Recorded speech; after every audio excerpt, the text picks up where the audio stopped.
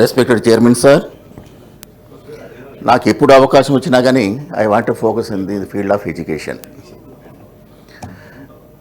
సమాజంలో ఎన్ని రంగాలు ఉన్నా కానీ అన్నిటికంటే ప్రాముఖ్యమైనది ఏంటంటే విద్య, వైద్యం. ఏ ప్రభుత్వం వచ్చినా కూడా వాటి మీద ఎక్కువ ఫోకస్ ఉండాలనే వాళ్ళలో నేను ఒక్కరిని. ఈరోజు నాకు ఇచ్చినటువంటి అవకాశాన్ని హైయర్ ఎడ్యుకేషన్ కానీ టెక్నికల్ ఎడ్యుకేషన్ ఉన్నటువంటి ల్యాబ్సెస్ లోపాల గురించి మీ ద్వారా ప్రభుత్వాన్ని దృష్టిలో తీసుకురావాలనుకుంటున్నాను అధ్యక్ష. ఈ ప్రభుత్వ రంగంలో ఉన్నటువంటి జూనియర్ కాలేజీలు కావచ్చు, డిగ్రీ కాలేజీలు కావచ్చు, పాలిటెక్నిక్ కాలేజీలు కావచ్చు, ఇంజనీరింగ్ కాలేజీలు కావచ్చు, ఇవన్నీ మొన్న ప్రతి జిల్లాకు ఒక మెడికల్ కాలేజీ కూడా ఇచ్చినారు. కానీ వాటికి మెయింటెనెన్స్ లేదు అధ్యక్ష. అది క్యాంపస్ బాగుంటుంది, ఒకప్పుడు రిక్రూట్ అయినటువంటి స్టాఫే year after year they are getting retired. కొత్త వాళ్ళ నియామకం లేదు. ఆ స్టాఫ్ గ్యాప్ కింద ఏం చేస్తుంది అధ్యక్ష అంటే స్కూల్లోని విద్యా వాలంటీర్లు అన్నారు, అవుట్ సోర్సింగ్ అంటున్నారు, గెస్ట్ లెక్చర్స్ అంటున్నారు అధ్యక్ష. మనం యూనివర్సిటీలు చదువుకుంటున్నప్పుడు గెస్ట్ లెక్చర్స్ అంటే ఎవరైనా ఎమినెంట్ పర్సనాలిటీస్ వచ్చి మోటివేషన్ క్లాసెస్, కౌన్సిలింగ్ క్లాసెస్ తీసుకునే వాళ్ళని గెస్ట్ లెక్చర్స్ అని అనుకునే వాళ్ళం. ఇప్పుడు రెగ్యులర్ క్లాసెస్ తీసుకునే వాళ్ళని కూడా గెస్ట్ లెక్చర్స్ అంటున్నారు. డిజిగ్నేషన్ మాత్రం చాలా గొప్పగా ఉంది, కానీ వాళ్ళకి ఇచ్చేటటువంటి రెస్పాన్సిబిలిటీస్ కావచ్చు, వేజెస్ కానీ భయంకరంగా ఉంది. ఈ రోజు పాఠం చెప్తే ఆ రోజుకు బిల్ పేమెంట్, వెకేషన్లో జీతం రాదు, సండే రాదు, హాలిడేస్ రాదు, సమ్మర్లో రాదు. ఎప్పుడోసారి వాళ్ళకి రెగ్యులర్ అవుతానని పని చేస్తూ పోతున్నారు పాపం ఇన్ని రోజులకెళ్ళి. అటువంటి వాళ్ళతోని ఈ గవర్నమెంట్ కాలేజెస్ నడుస్తున్నాయి అధ్యక్ష. అది ఇన్క్లూడింగ్ యూనివర్సిటీస్. యూనివర్సిటీలో మొన్న నేను ఎలక్షన్ క్యాంపెయిన్లో పోయినప్పుడు ఎక్కడ పోయినా కానీ రెగ్యులర్ వాళ్ళు 1 or 2%. మిగతా వాళ్ళందరూ కూడా out sourcing, less guest lecturers, లేకపోతే కాంట్రాక్ట్ లెక్చరర్స్, ఇదంతా ఉంది. మన చాలామంది మనకు దగ్గర 11 యూనివర్సిటీస్ ఉన్నాయి అధ్యక్ష. వీసీలందరూ కూడా రిటైర్ అయిపోయినారు. వాళ్ళు టెన్యూర్ ఎప్పుడు అయిపోతున్న సంగతి గవర్నమెంట్ మొదలే తెలుసు. కానీ వీసీలను కూడా రిక్రూట్మెంట్ చేయకుండా అక్కడ ఉన్నటువంటి రిజిస్ట్రార్స్కో లేదా ఐఏఎస్ ఆఫీసర్లకో ఎడిషనల్ ఛార్జెస్ కింద ఇస్తున్నారు. అది ఇంకోటి అధ్యక్ష, డిగ్రీ కాలేజీలో కానీ జూనియర్ కాలేజీలో కానీ క్యాంపస్ చాలా బాగుంది.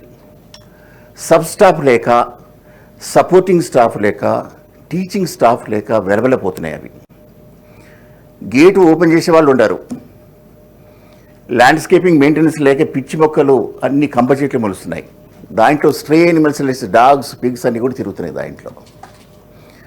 అటువంటి అట్మాస్ఫియర్లో ఒక కంజీనియల్ అట్మాస్ఫియర్ లేకపోతే క్వాలిటీ ఎడ్యుకేషన్ ఎట్లా వస్తుంది అనేది మనం ప్రశ్నించాలి ఇక్కడ. అది ఇంకోటి అధ్యక్ష, ఈవెన్ మెడికల్ కాలేజెస్ వచ్చాయి, బాగుంది, జిల్లా కూడా పెట్టినారు.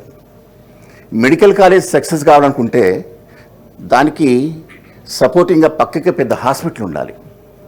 లేకపోతే ఆ మెడికల్ కాలేజ్ ఏమవుతుందంటే ఒక ట్యూటోరియల్ అవుతుంది అంతే. ఎక్కడన్నా ఈ ట్యూటోరియల్ లెక్క నడిపించేటటువంటి స్కూల్ కాలేజీలు మస్తుగా ఉన్నాయి.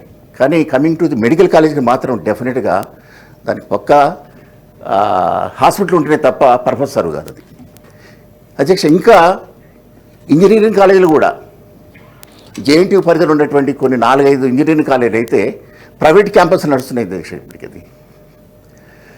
ఇటువంటి సందర్భాలలో డబ్బున్న వాళ్ళు వచ్చేసి కార్పొరేట్ కాలేజీకి పోతున్నారు, పేదవాళ్ళు వచ్చేసి గవర్నమెంట్ కాలేజీకి పోలేక హైదరాబాద్లో ఉన్నటువంటి చిన్న చిన్న జూనియర్ కాలేజీలకు మీరు ఎన్నో దారిలో పోతుంటే చూస్తారు. కింద షాపింగ్ కాంప్లెక్స్, పైన జూనియర్ కాలేజీలు, డిగ్రీ కాలేజీలు, పీజీ కాలేజీలు కూడా ఉంటాయి. ఎందుకు అవసరం వచ్చింది? 100 ఎకరాలు ఉన్నటువంటి క్యాంపస్ను వదిలిపెట్టేసేసి ఊళ్ళో నుంచి ఈ చిన్న చిన్న ప్రిమిసెస్కి ఎందుకు వస్తున్నారంటే అక్కడ ఉన్నటువంటి క్వాలిటీ లేకనే.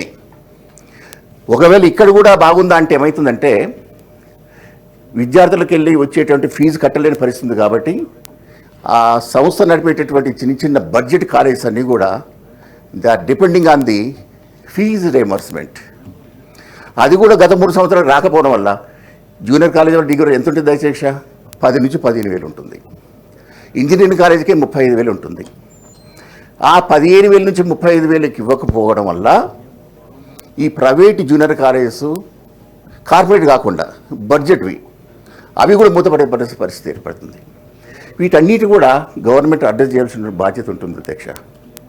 ఎందుకంటే మీకు తెలుసు, నాకు తెలుసు, బిలో పావర్టీ లెవెల్ నుంచి మిడిల్ క్లాస్ వరకు మన జనాభాలో ఎంతవరకు 80% పాపులేషన్ కవర్ అవుతుంది.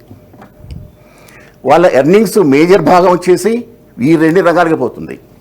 వాళ్ళ అప్పుల్లో కూరుకొని పోవడానికి, ఆస్తులు అమ్ముకోవడానికి కూడా కారణం కూడా ఈ 2 రంగాలే. కాబట్టి ప్రభుత్వం దీని మీద శ్రద్ధ పెట్టాలని మీ ద్వారా ప్రభుత్వానికి తెలియపరుస్తున్నాను. Thank you very much. Honourable minister. సభ్యులు చెప్పింది నోట్ చేసుకున్నాం అధ్యక్ష. మేజర్ అహ్మద్ అలీ బేగ్.